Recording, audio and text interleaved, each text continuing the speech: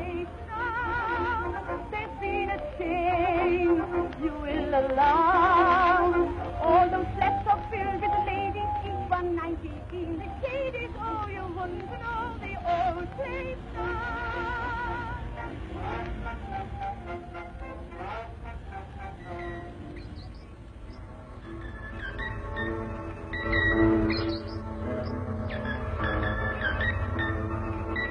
There is a man in Wimbledon who will go on adding to his equipment until he can hear the sigh of the conductor as the piccolo misses its entry.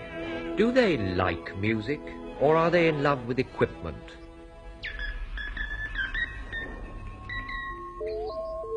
Is it all for the love of a crossover unit? Is it a soft spot for a tweeter that holds these faces in thrall?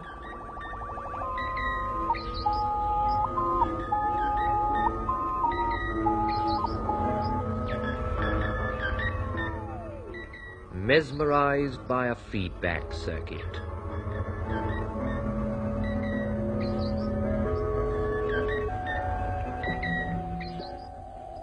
No bibliophile handles a rare binding more tenderly. But it's no good coming in if you don't speak the language. Good morning. I have a 12-inch bass unit. I'd like to buy a Trebex tweeter, please. Yes, sir, I have one in stock. Could I see one? Yes, sir, there's a Trebex tweeter. That would cost £6 To go with that, of course, you'll need a crossover unit, which crosses over at 5,000 cycles and enables you to give the correct registers to the appropriate speaker. Oh, well, of course, that is no good to you at all. You must have one of these better class units, which has ultralinear output stages. The distortion factor on it is very, very low indeed. Somewhere in the region of 1% at 10 watts output. That will be £6 2 guineas, £1 4 and 6, £1 3 and 6, which gives you £10 14 and 7 shillings, £11 1 shilling. Worth every penny. Record shops have turned into glossy cathedrals. See how the assistants have become church wardens.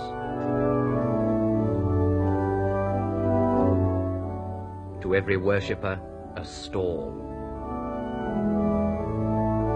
Then down past a mosaic of shining record covers to join the mysterious ritual.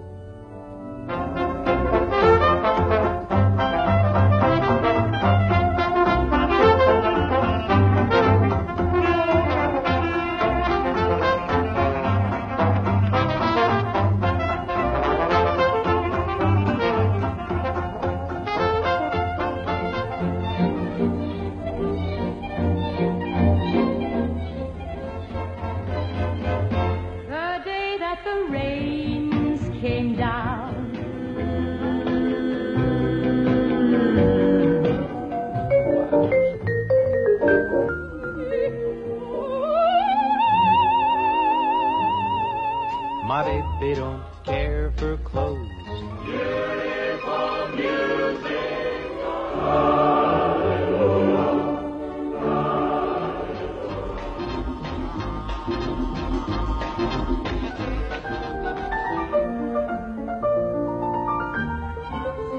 My heart on fire, oh, I love you so. With a dozen different recordings of every work, how do we find the best? Rely on the critic. Nothing escapes him. Comparisons are odious, but inevitable.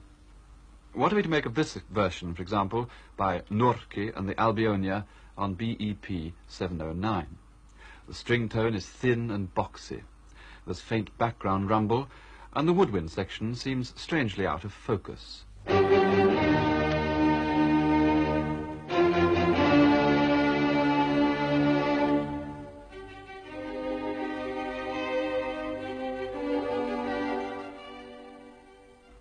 John Terps, on the other hand, has given us a rather dapper account of the symphony on XZLP 4137. I fear the engineers have picked up a trifle too much resonance, so that fortissimos ring round the room, building up mush. But it's a glowing account of the symphony nonetheless, and very different from Norki's interpretation.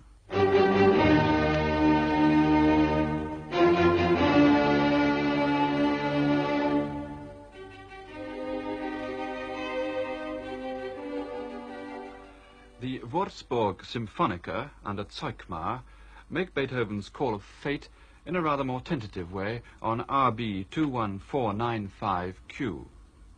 On this pressing there was a suspicion of pre-echo. The recording gets shrill and coarse at moments of tension, and Zeugmar makes a little too much play with his wind. But on balance, this is a splendidly alive and exciting performance. What an ear.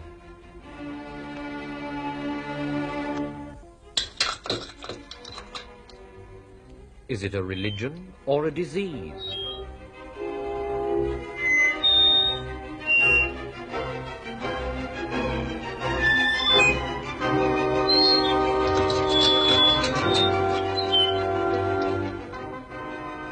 An American psychiatrist calls it audiophilia.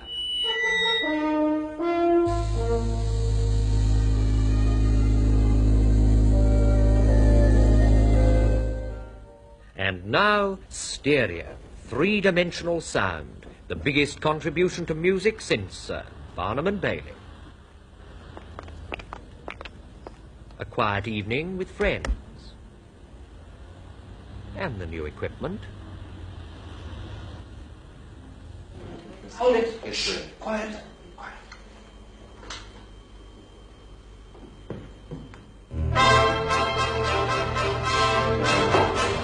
This is stereo, three-dimensional reality.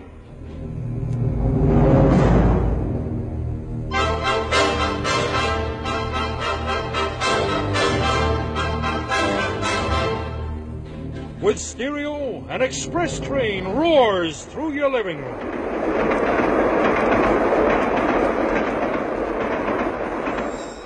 Emergency! And with stereo, you are there.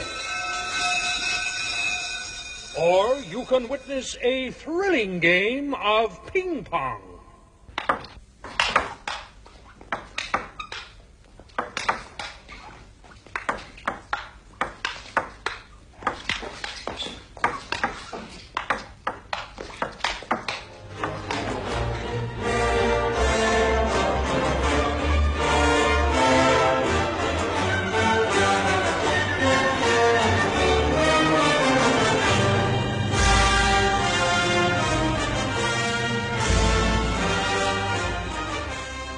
Yes, great music can ring in your ears as fresh and majestic as it rang in the mind of the composer at the moment of its creation.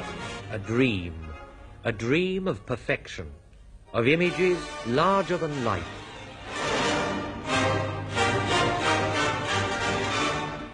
Of machines more sensitive than the ears they play to.